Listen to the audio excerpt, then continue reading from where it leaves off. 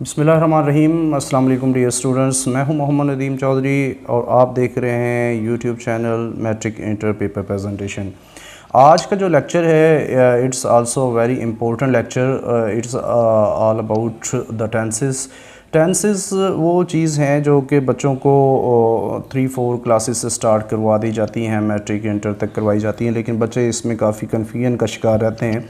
लेकिन आज हम लोगों ने कोशिश की है कि एक ही लेक्चर में आप लोगों को टेंसेस के बारे में बताया जाए कि किस तरीके से आप कैप्सूल फॉर्म में, शॉर्टेस्ट फॉर्म में बच्चों को टेंसेस करवा सकते हैं और बच्चे उसको हमेशा याद रखेंगे। ये काफ़ी कॉमन सी चीज़ें होती हैं इसमें, टेंसेस में, पैसिव वॉइस में, करेक्ट यूज़ ऑफ वर्ब में और डायरेक्ट इनडायरेक्ट में। अगर बच्चा बेसिक कॉन्सेप्ट को अगर वो समझ जाए तो वो इस चारों चीज़ों को इजीली समझ सकता है और कर भी सकता है और मैक्सिमम मार्क्स पेपर में हासिल कर सकता है। तो हम बात करते हैं टेंसेस की। टेंस ज़माने को कहा जाता है, वक्त को कहा जाता है। ये 3 तरह के ज़माने होते हैं, एक गुज़रा हुआ पास्ट, और जो प्रेजेंट है वो मौजूदा, और फ्यूचर जो आने वाला है। तो बेसिकली हमने इन 3 पहचान का ख़ास ख्याल रखना है कि प्रेजेंट में आखिर में है, हूँ, हैं ज़रूर आता है, पास्ट में था, थी, थे आएगा, और फ्यूचर में गागी गया है, चाहे उसकी काइंड कोई सी भी हो।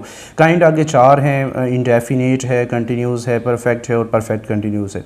लेकिन असल पहचान ज़माने की हमने आखिरी लफ्ज़ से करनी है कि प्रेजेंट का फ़िक्रे में है, हूँ, हैं आता है। अगर इंडेफिनिट होगा तो उसमें ता, ती, ते आता है, और उसको हम जब इसके साथ मिलाएंगे, प्रेजेंट इंडेफिनिट करेंगे तो ता है, ती है, ते हैं वगैरह आ जाएगा। पास्ट इंडेफिनिट में ता था, ती थी और ते थे आ जाता है। या इसकी एक और पहचान भी है, अलिफ छोटी है और बड़ी है किसी उर्दू फ़िक्रे के आखिर में आ जाए तो वो पास्ट इंडेफिनिट का फ़िक्रा होता है।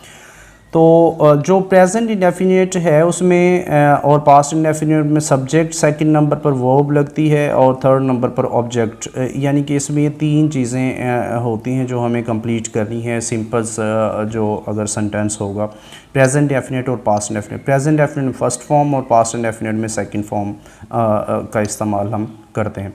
ये एक्टिव वॉइस पैसिव वॉइस में भी हमने पहचान के बारे में बताया था। अगर हमने डायरेक्ट इंग्लिश से पहचान किसी टेंस की करनी हो तो फर्स्ट फॉर्म प्रेजेंट डेफिनेट में लगती है और सेकंड फॉर्म पास्ट इंडेफिनिट में लगती है।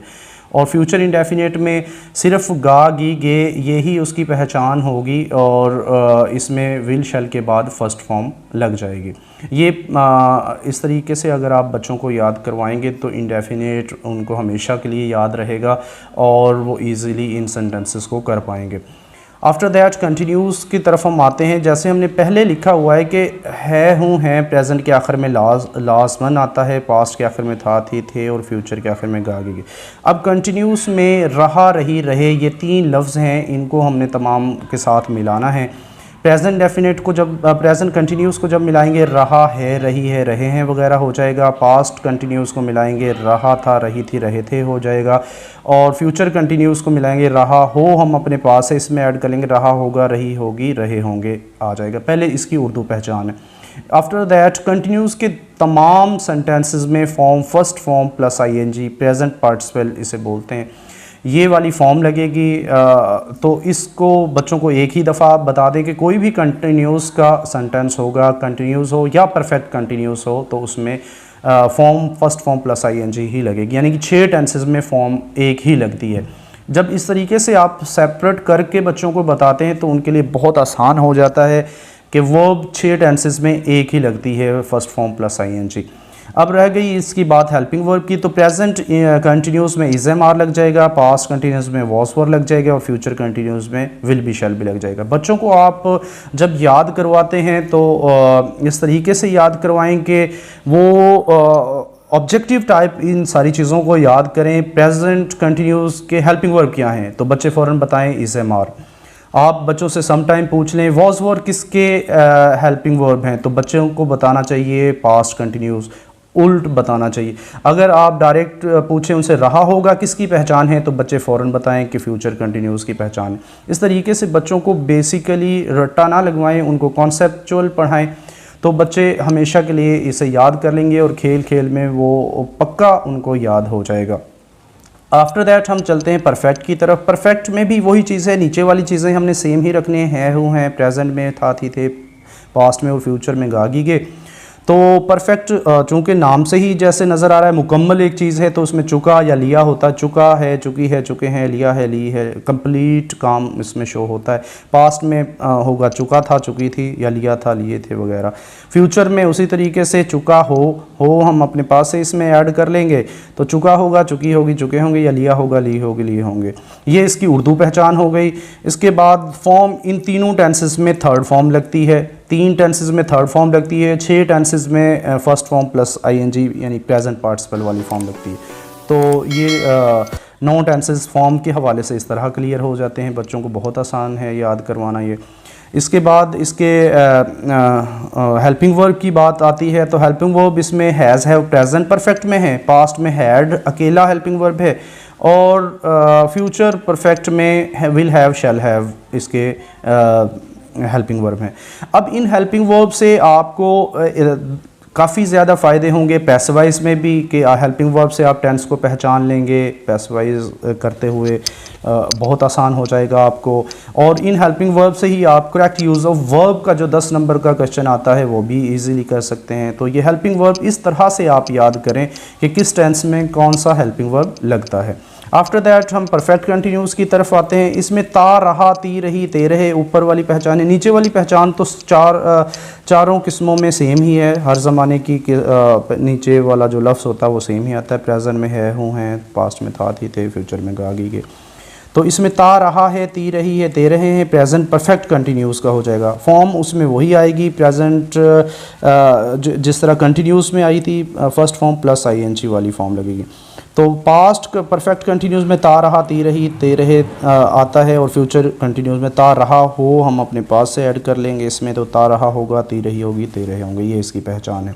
इसकी पहचान एक और भी है कि वक्त के साथ अगर सिर्फ कंटिन्यूस आ जाए, मिसाल के तौर पर किसान 2 घंटे से हल चला रहा है हालांकि पहचान है कंटिन्यूस की, प्रेजेंट कंटिन्यूस की, लेकिन वक्त के साथ है 2 घंटे से, तो जब वक्त के साथ कंटिन्यूस आएगा तो फिर वो परफेक्ट कंटिन्यूस का सेंटेंस बन जाएगा, और उसमें फॉर्म लगती है फर्स्ट फॉर्म प्लस आईएनजी। इसके हेल्पिंग वर्ब हम देखते हैं, हैज़ बीन, हैव बीन है, और पास्ट परफेक्ट कंटिन्यूस के हैड बीन है, और फ्यूचर परफेक्ट कंटिन्यूस के हैं will have been, shall have been.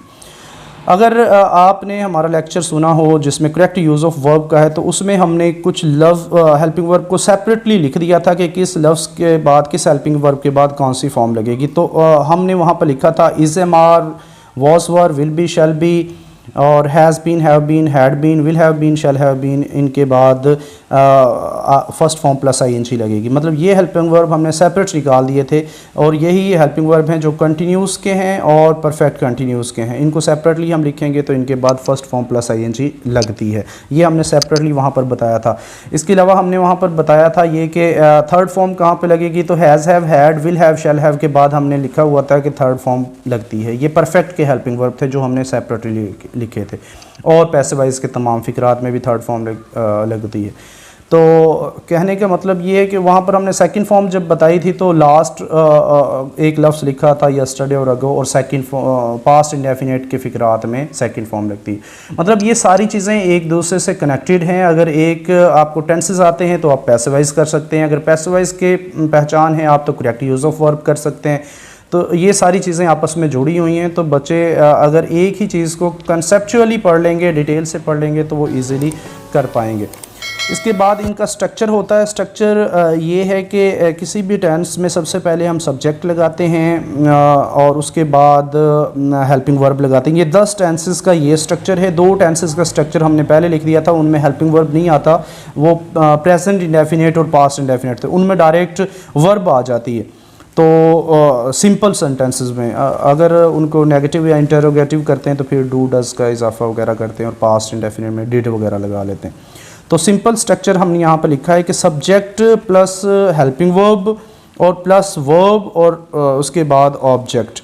तो सब्जेक्ट और ऑब्जेक्ट बच्चा इजीली ढूंढ लेता, जो काम करता है वो सब्जेक्ट होता है, जिस पर काम किया जाता है वो ऑब्जेक्ट होता है। और हेल्पिंग वर्ब हमने तमाम टेंसेस के यहाँ पर लिख दिए हैं, और वर्ब भी तमाम टेंसेस के लिख दिए। तो ये तरीका अगर बच्चे करेंगे तो इंतहाई आसानी के साथ वो सारे इस लेक्चर को समझ पाएंगे और इसको हमेशा हमेशा के लिए याद रखेंगे। तो ये 10 मिनट का लेक्चर है, इस तरीके से आप बच्चों को करवाएं। एक दिन ये चार्ट लिख कर दें, दूसरे दिन उनसे सुने, खेल खेल में उनसे याद करवाएं, कंपटीशन करवाएं, 2 टीमें बना लें, एक हेल्पिंग वर्ब पूछे, दूसरा टेंस की पहचान बताए, कोई उर्दू में पूछे, दूसरा इंग्लिश में बताए, या कुछ हेल्पिंग वर्ब के ज़रिए टेंस की पहचान करें, कुछ फॉर्म के ज़रिए थर्ड फॉर्म किस टेंस में लगती है तो बच्चे बताएंगे, परफेक्ट के तीनों टेंसेस में लगती है, और इस पैसिवाइज के तमाम फ़िक्रात। इस तरीके से आप उनके दरमियान कंपटीशन करवाएं तो इंशाल्लाह ताला 2 से 3 दिन में वो तमाम टेंसेस को अच्छे तरीके से याद कर लेंगे, और फिर उसकी प्रैक्टिस बाकी रहेगी।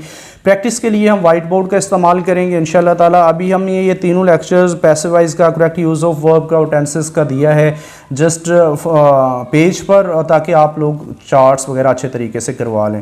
उम्मीद है कि आज का ये टेंसेस का लेक्चर आपको बहुत फ़ायदा पहुंचाएगा। अगर ये वीडियो आपको अच्छी लगी है, पसंद आई है, तो इस वीडियो को लाइक और शेयर करें, और आगे हमारे चैनल को सब्सक्राइब भी करें ताकि न्यू वीडियोस आपको बर वक्त मिल सकें। Thank you so much. अल्लाह हाफिज़।